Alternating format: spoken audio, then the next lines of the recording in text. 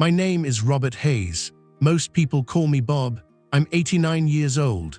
Yesterday, my daughter Jennifer came with her husband Daniel and all 5 grandchildren, 3 hours from Atlanta. They came because the doctor told them to come while they still can. I asked to speak with Jennifer and Daniel alone. Jennifer thought I wanted to talk about the will. She was wrong.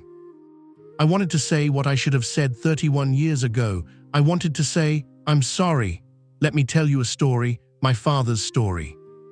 My father James was born in 1898. When he was 19, he bought an Indian motorcycle, the first in all of Sumter County, Georgia, red, shiny, loud, leather jacket, tall riding boots.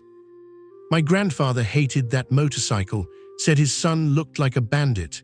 In 1917, my father fell in love with a girl, Catherine, my future mother. Her father hated my father even more. He told Catherine, "This boy is worthless, wild, I forbid you to see him." But they met secretly in a neighbor's barn, planning a life they were forbidden to have. Her father found out, locked her in the house. One day my father rode that Indian straight to Catherine's house, stopped under her window, engine roaring. He shouted, "Cassie, come out, we're leaving." Her father ran onto the porch. "Get out of here." Catherine ran out. Her father grabbed her arm. According to family legend, she hit him in the face, ran to my father. Jumped on the back of the motorcycle. He turned that Indian around, kicking up dust onto the porch. Catherine looked back at her father and gave him a gesture with her hand. They rode away, got married that same night.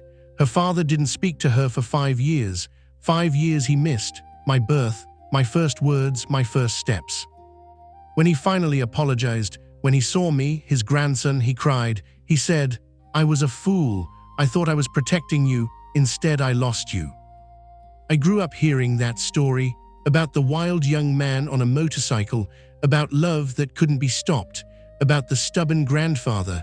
I promised myself I would never be that kind of father. I lied. Summer of 1993.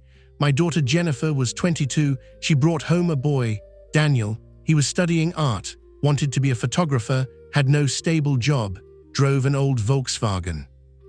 Torn jeans, long hair. I looked at him and saw what my grandfather saw in my father. Worthless, not good enough. Jennifer said, "Dad, I love him." I said, "You're young. This is infatuation, not love. You don't even know him. He can't provide for you. What will he give you? Photographs." We fought all summer. In August, she said, "We're moving to California. Daniel got a job. I'm going with him." I said, "If you go, don't expect me at the wedding." She looked at me, her eyes filled with tears. "Dad, why can't you believe in me? I believe in you. I don't believe in him." She left the next morning, left a note. "Dad, I love you, and I love Daniel. I'm sorry I can't choose." The Volkswagen drove down the driveway. I stood on the porch. Watched them drive away. Just like my grandfather watched the Indian motorcycle with my father and Catherine. I didn't realize it then. For 2 years I barely spoke to her, short calls on Christmas, cold answers. My wife begged me to visit. I refused. In 1995 Jennifer called. "Dad, I'm pregnant. Are you married?" "No, but we will be next month." "Without me," I said and hung up the phone. My wife cried for 3 days. "Bob, this is our daughter, our grandson." She made her choice. "And you're making yours. You're becoming your grandfather." I didn't listen. Jennifer had a son, Christopher. I saw the photo. Didn't go. 2 years, 3, 4, the calls became rarer. Daniel, it turned out, was talented. His photographs in magazines, exhibitions, awards, he wasn't worthless. They got married, had more children. I saw Christmas cards, occasional photos. In 2003, my wife got sick. Cancer. Jennifer came before the end, brought 3 grandchildren I'd never met. Christopher was 9. The twins Sophie and Nathan were 6. They were afraid of me. I was a stranger. My wife said, "Bob, look at what you've lost." She died the next day. I had 12 years to fix everything. I didn't fix it. Pride is poison. A week ago, the doctor said, lung cancer, stage 4, months, maybe weeks. I called Jennifer. "I need to see you, please." Yesterday they came, 5 grandchildren. Christopher is 29. The twins are 24.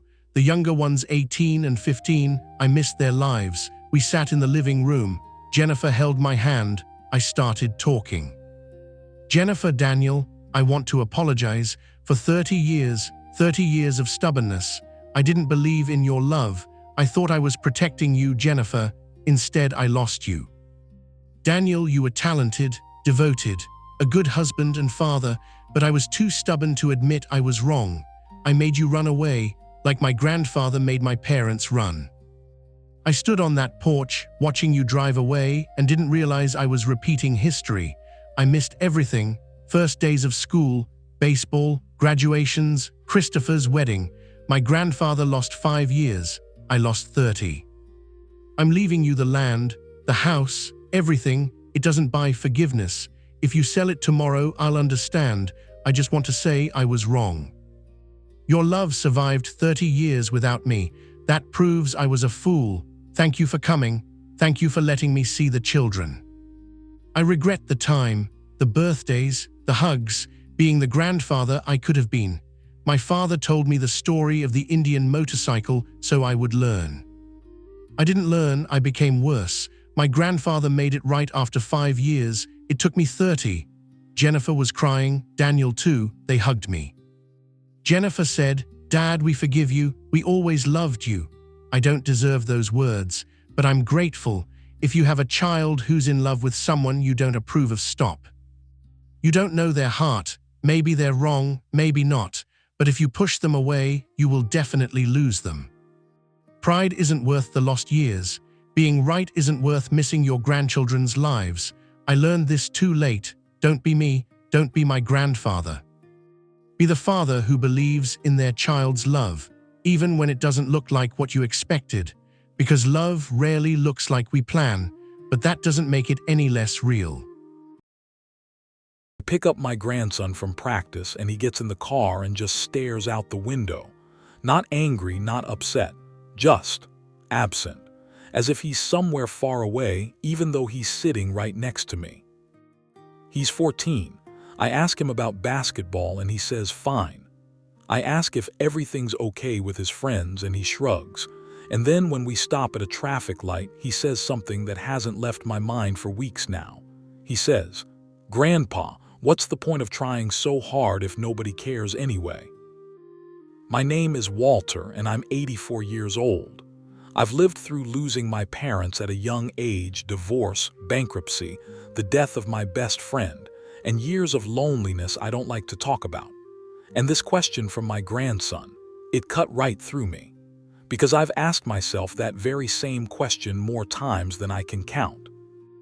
The difference is that I'm standing near the end of my road looking back, while he's just stepped onto the starting line looking forward into the unknown.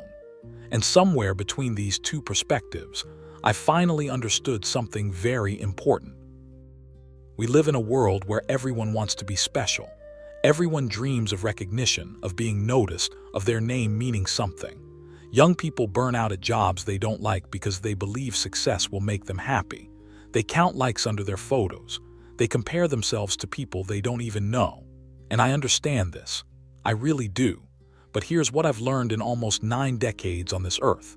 The things that truly matter almost never feel important when they're happening. Let me tell you about my neighbor, Howard. He lived across from us for 38 years. Howard was a mechanic, worked at the same auto shop his whole life. He never married, lived alone in a small house with 2 dogs. When he retired, the guys from the shop threw him a small party. Maybe 20 people came. They gave him a watch and a card with signatures. 3 years later, Howard died of a heart attack. I thought only a few people would come to the funeral. He was so quiet, so unnoticeable. But that funeral hall was packed. People stood along the walls, and one by one, they came up to speak. A woman in her 40s told how Howard fixed her car for free when she was a single mother with no money. A man in his 60s said Howard taught him everything he knows about cars. A young guy told how Howard noticed he'd gotten mixed up with a bad crowd and simply started inviting him to help out in the garage after school. And this guy said it saved his life. Howard never tried to be important. He just showed up every day and did what he knew how to do the best he could. He noticed people. He saw when someone needed help. Nothing that would make the newspapers, but the ripples from his life are still spreading through people he never even knew. I think we've got it all backwards. We believe that mattering means being noticed, being famous, but life doesn't work that way. Life is held together by small moments between people, a word spoken at the right time, help that comes just when it seems like all is lost. These things don't feel big when they happen. They feel ordinary. When I was 43, I was going through the worst period of my life. My wife left me. The business was falling apart. I felt like a complete failure.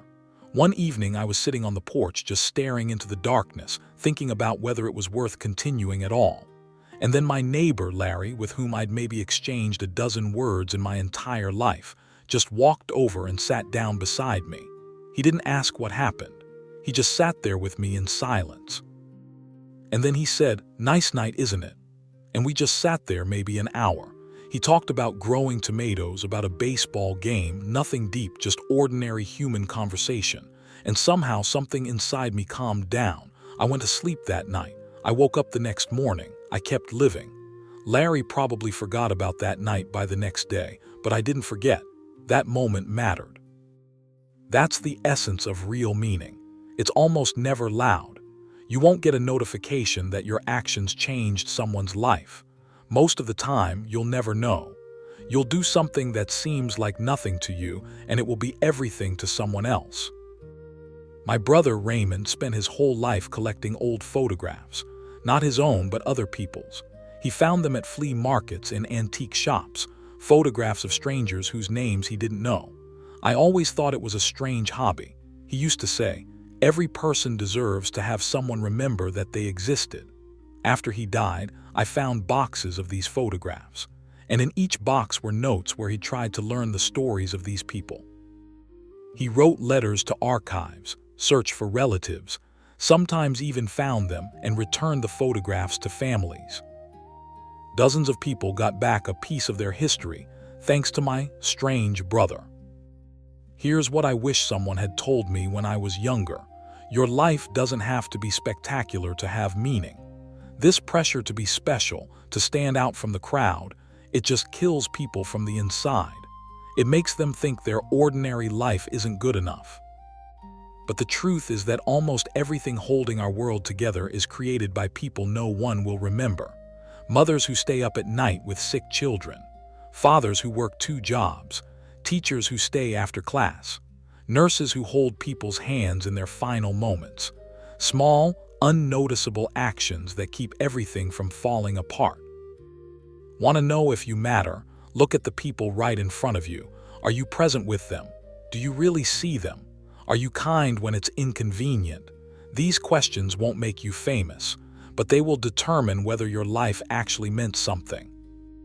I thought long and hard about my grandson's question, and I realized that the question itself contains an error, because when we ask if we matter, we usually mean big, noticeable meaning. But real meaning doesn't work that way. It's quieter. It's closer. It's the knowledge that your presence or absence will have a real impact on real people. When my granddaughter was 9, she was terribly afraid of dogs. All summer I took her with me to the park where people walked their dogs. We just sat on a bench from a distance. Then we moved a little closer. I didn't push. I was just there. By the end of summer, she petted her first dog. She's 26 now and she has her own Labrador. She probably doesn't remember those hours on the bench, but I remember. It mattered. Not because it's impressive, because it's real. The older I get, the more I realize that most of what we chase is a smokescreen. Status fades, achievements are forgotten, but people don't forget how you made them feel. They don't forget that you showed up when it was hard. These things stay. So here's my answer to my grandson and perhaps to you. Yes, what you do matters, but probably not the way you think. It matters in the small things, in the unglamorous. It matters when you choose patience instead of irritation, when you tell the truth even when lying is easier, when you help someone even if no one sees. Your life doesn't have to be a spectacle to have meaning. It just has to be honest. present, kind. And that's harder than it sounds because these things require attention. You have to show up even when you're tired. But that's where the real meaning of life lies.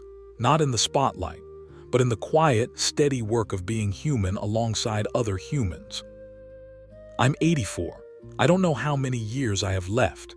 And when I think about what I want my life to be, I don't think about awards or achievements. I think about the people I loved with all my heart, about moments when I was fully present, about conversations where I really listened. That's what mattered. That's what will remain after me. If any of this resonated with you, share it with someone who needs to hear it. And subscribe if you want more conversations like this. Because I still have things to say, and I want to say them to those who truly want to listen. Son just sold his company for $50 million. I found out from the news. He didn't call, didn't text. I had to read about my own son's success the same way strangers did. And you know what? I deserved it. My name is Richard Chen. I'm 74 years old, and I want to tell you how I had everything and lost it all, not through bankruptcy, not through divorce. I lost my son because I thought money could replace me. It can't. I came to America from Taiwan in 1975, 25 years old, $500 in my pocket, broken English. But I had a plan: work, build, create something, give my family everything I never had, and I did it. Founded a software company in '82, worked 80 hours a week, sometimes 100. Building our future, that's what I told myself. My wife Jennifer raised our son Michael. I funded it. I thought that made me a good father. It made me a bank. Michael was 13 when everything started breaking, though I didn't see it then. Championship soccer game. He was the star player, asked me to come, I promised. 3 p.m. I was at the office. Game at 4, phone rang, investor from Japan, just 30 minutes. I took the call. It lasted 2 hours. I got to the field when everyone was leaving. Michael stood there with his trophy, saw me, his face hardened. Did you win? Yeah, sorry buddy, important call. It's fine. At dinner I pulled out a box, Rolex, my own watch, $15,000. I know I missed the game. This is for you. My watch, he looked at it. Thanks, Dad. Put it back in the box, never wore it. I thought I'd fixed everything. I hadn't. Here's what I didn't understand then. Michael didn't want my watch. He wanted me in the stands. He wanted me screaming his name when he scored. He wanted me there. But I was on the phone with someone whose name I don't even remember, about a deal that didn't matter at all. Years went by. I missed everything. Birthday parties, school plays, graduation. There was always a reason: important meeting, critical deal, can't reschedule, and always after I gave gifts, expensive gifts, each time bigger. Here's what I didn't see. Every gift told Michael one thing: your father thinks money can replace his presence, and he was right. I did think that. When Michael was 28, he started his first company, tried for 2 years. Then he called, rare for him, so I knew something was wrong. Dad, the company's in trouble. Can we talk? How much do you need? It's not about money, I need advice. You built. I'll wire 500,000, that should cover it. Silence on the line. Dad, I need your time, not. Michael, I'm giving you $500,000, use it wisely. Money arrived the next day. I never called to follow up. Company went bankrupt 6 months later. I was furious. I gave you everything, he looked at me. You gave me money, not everything. Didn't understand what he meant. In 2018, Jennifer got sick, cancer, 8 months from diagnosis to death. On her last day, she took my hand. Richard, you lost Michael years ago. Fix it, she died that night. I tried. Michael came to the funeral, polite, distant, left quickly. I sent him a check after, for the hardship. He didn't respond. Last month I woke up. Coffee, opened TechCrunch. Headline, Michael Chen sells startup for 50M. My heart jumped. Pride, then pain. He didn't tell me. Read the interview. Reporter, your father Richard Chen was also a successful entrepreneur. Did he mentor you? Michael, my father taught me valuable lessons, mostly what not to do. He taught me you can buy anything except respect. He tried to buy my forgiveness for years. I took the money, but that's all I took.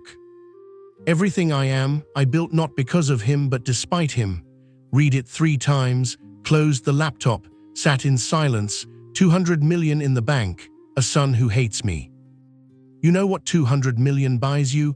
Everything except what matters. Last Saturday was my grandson Daniel's birthday, 10 years old. I was invited, we maintain appearances for family, brought a huge gift, PlayStation 5. 10 games, accessories, $800. Daniel was opening presents. Friends gave books, baseball gloves, got to mine, tore the wrapping, saw the PlayStation, his friends. Whoa, Daniel was quiet. Looked at his mom, she nodded be polite, he looked at me. Thank you, Grandpa, pause, but Mom says you think money fixes everything. Room went silent. It doesn't, I just wanted you to come to my baseball games. You came to one game, last year, you never came again. Carefully put the PlayStation back in the bag. Maybe you can return it.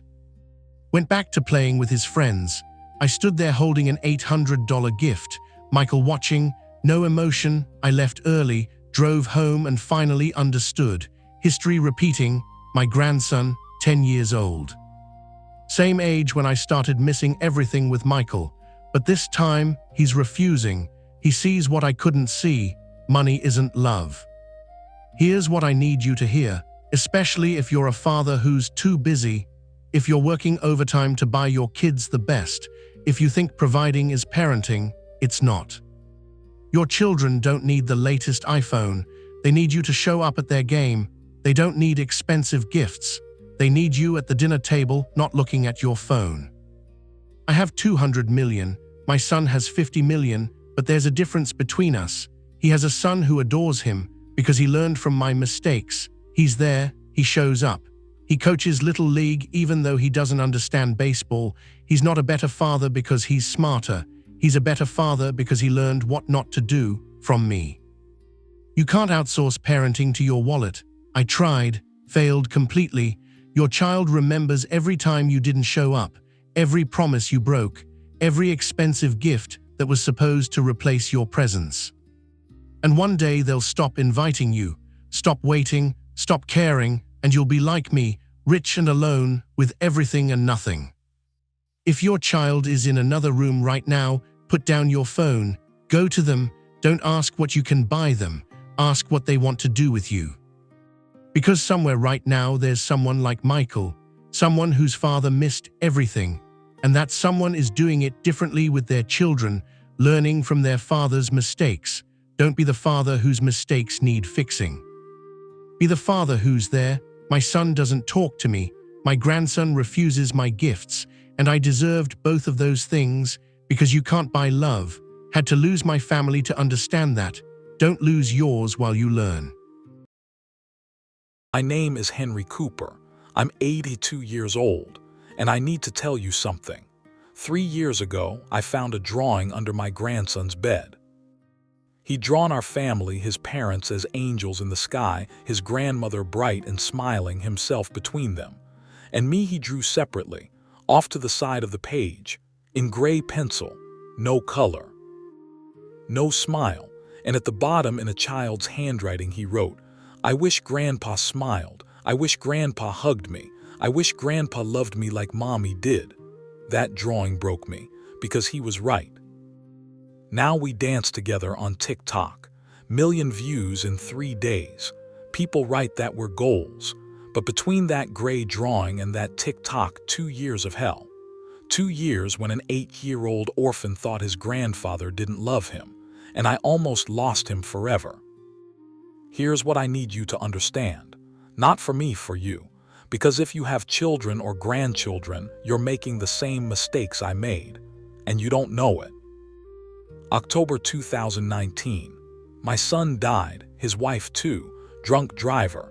Jake was 8 years old. He came to live with us, me and my wife Margaret. I thought this time will be different. I won't be the father I was to David, distant, cold. I'll be a better grandfather. I was lying to myself. First week Jake drew on the wall, red crayon everywhere. I yelled, "Walls aren't for drawing," he cried. "But Mom let me, we drew together." And you know what I did? Nothing, just stood there. Margaret took him away, didn't look at me when she walked past. Month later, he was singing at the table, some happy children's song. "First time in weeks he looked happy," I said. "At the table we need to be quiet." The light in his eyes went out. "Sorry, Grandpa." Few months after that, he brought a drawing from school, running to me with the paper, glowing. "Teacher said it's the best in class." I glanced up from my newspaper. "Very nice. Put it on the fridge." Went back to reading about something that didn't matter at all. Heard him going up to his room, quietly, always quietly now. Margaret said, "He's trying, Henry," I answered. "I'm trying too, but there need to be rules." That's what I told myself. Structure, discipline. He just lost his parents, he needs stability. I was wrong. 2 years like this. I thought presence was enough. That a roof over his head and food on the table was love. That if I wasn't doing anything wrong, I was doing everything right. But children don't need structure when they cry at night. They need hugs, and I didn't give them until I found that folder. Under his bed, dozens of drawings hidden there, our family again and again. Mom, Dad as angels, Margaret smiling. Jake between them and me always separate, always gray, always far away. I wish Grandpa smiled. I wish Grandpa hugged me. I wish Grandpa loved me like Mommy did. Sat on his bed with that paper, hands shaking. 2 years he lived with me and thought I didn't love him. You know what's worst? I loved him, so much it hurt. But he didn't know because I never showed it. Margaret found me there, sat down next to me. "He doesn't know, Henry, because you don't tell him." I looked at that drawing. "I don't know how." She took my hand. "Then learn, he's a child, he'll forgive, but you need to start now." Next day something changed. Jake came home from school, music in his room, loud. Usually I'd yell to turn it down, instead I went upstairs. He was dancing, free, happy. I walked in and started moving. Terribly, like a robot breaking down, Jake froze. "Grandpa," I kept going, even worse. He started laughing, real laughter, first time in 2 years. "You dance so badly, then teach me." He grabbed my hands, we danced. Margaret was crying in the doorway, happy tears. Here's what I understood then. Children don't need perfection from you. They need you. Present, truly present. Next weeks I did everything different. We drew on walls, Margaret said make them his canvas. Sang in the car. Built Lego until 2 in the morning. And I started saying every day, "I love you, Jake," out loud, every day. Words I never said to his father. A month later, Jake brought a new drawing. Our family again, but this time I'm not gray, bright, smiling, hugging him, in the center, not on the side. My grandpa. "Best grandpa," I cried. He hugged me. "I love you, Grandpa. I love you too." That was 3 years ago. Now Jake is 13. Last week we made a TikTok dance. 4th take, I fell on the couch. We laughed until it hurt. 1,000,000 views in 2 days. Jake was reading comments. One stopped us. My grandfather died last year. He never smiled, never hugged. He was a good man but cold. I'd give everything to have one dance with him. Jake looked at me, eyes filled with tears. "Did we win the lottery, Grandpa?" "Yes, I won."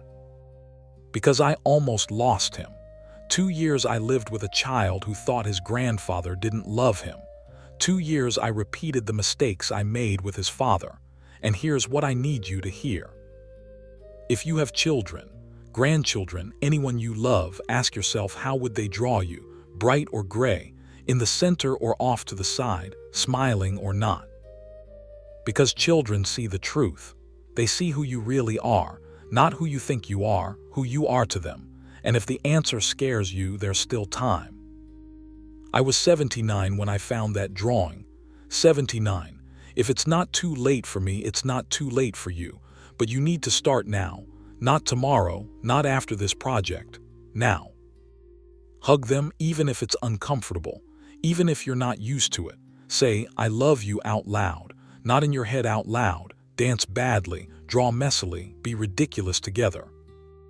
Because you know what? Jake doesn't value me for dancing well.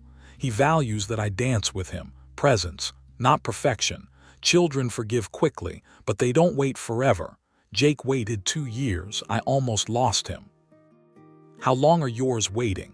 Last night Jake was drawing before bed. Showed me, our family, everyone bright, everyone together. He wrote, "My family, I love them, they love me." Now he knows. If your child draws you gray, there's a reason. And the reason isn't them. The reason is you. But you can change it today, right now after you finish reading this. Call them, hug them. Tell them you love them. Do something ridiculous together. Because one day you'll be where I was 3 years ago, with a drawing where you're gray and distant. And the question, why didn't I change it when I could? Don't be there, be bright, be in the center, be there. Grandpa, Jake calls. New dance coming, don't want to miss a single second. My name is Robert Miller. I'm 72 years old. And last Thanksgiving, I sat at a table with 17 people and felt absolutely alone. I want to tell you why, about what we're all losing without noticing, and about a decision I made that shocked my family. When I was 8, my father worked at a factory, 12-hour shifts, came home exhausted, hands greasy, back hurting, so tired he could barely stand, but every day he was home at exactly 6. Not 6:30, exactly 6. At 6 our family sat for dinner, sacred. Mom laid out food, meatloaf, potatoes, peas. Dad turned off the TV even if there was a game. Dinner time, we all sat, 5 of us, table that creaked.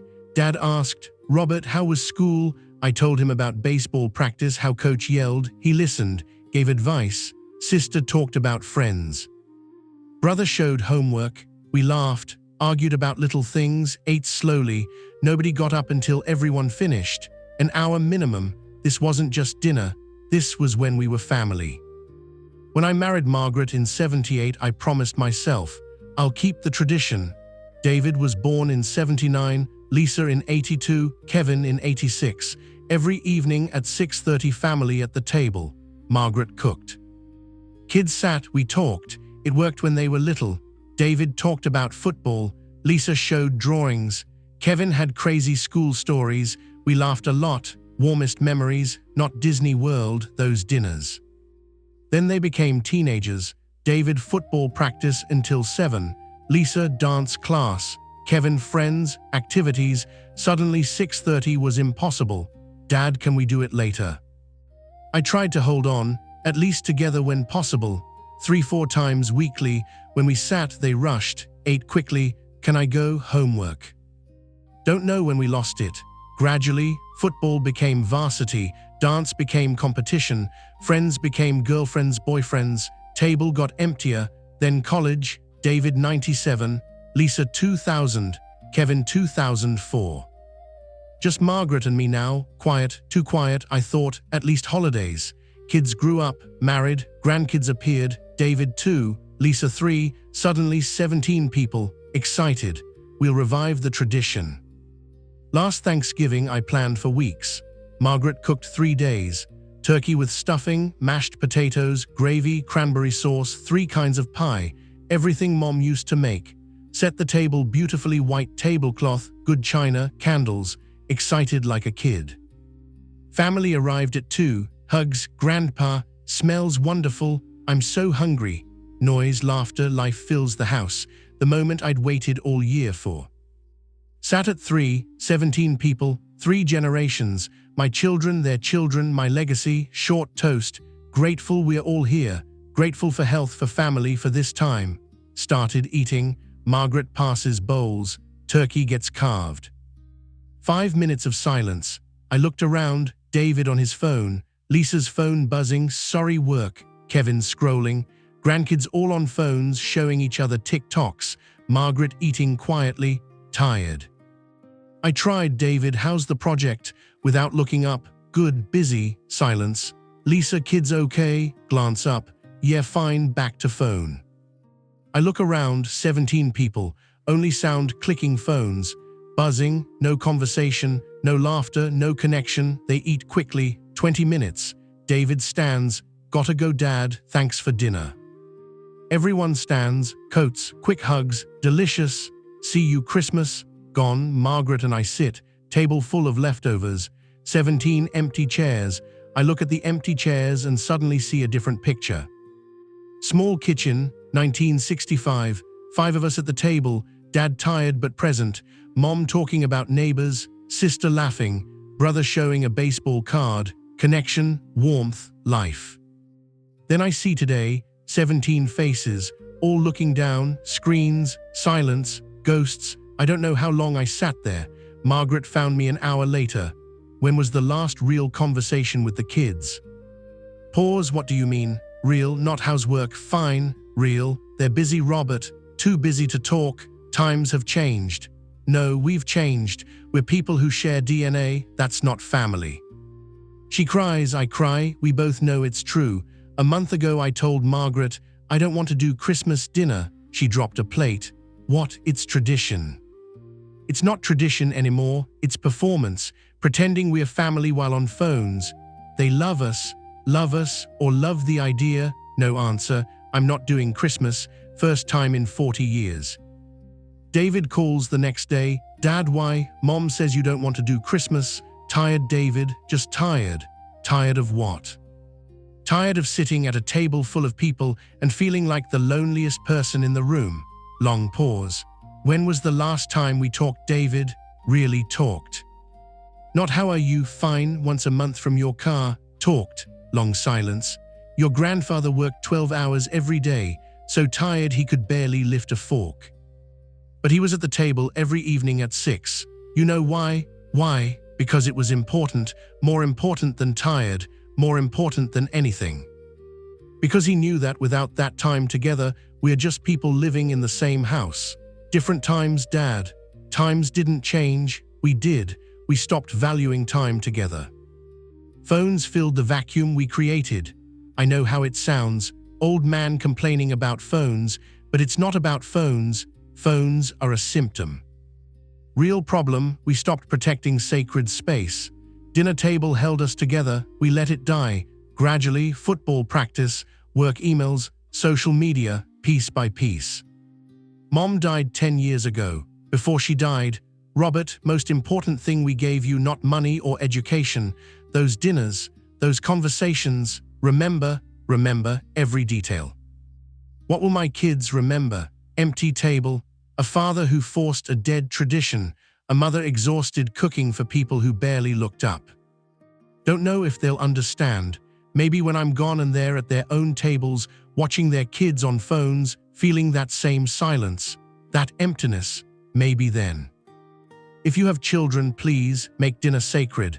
Now, not tomorrow, not when convenient. No phones, no TV, just family, just conversations, just presence, even if uncomfortable.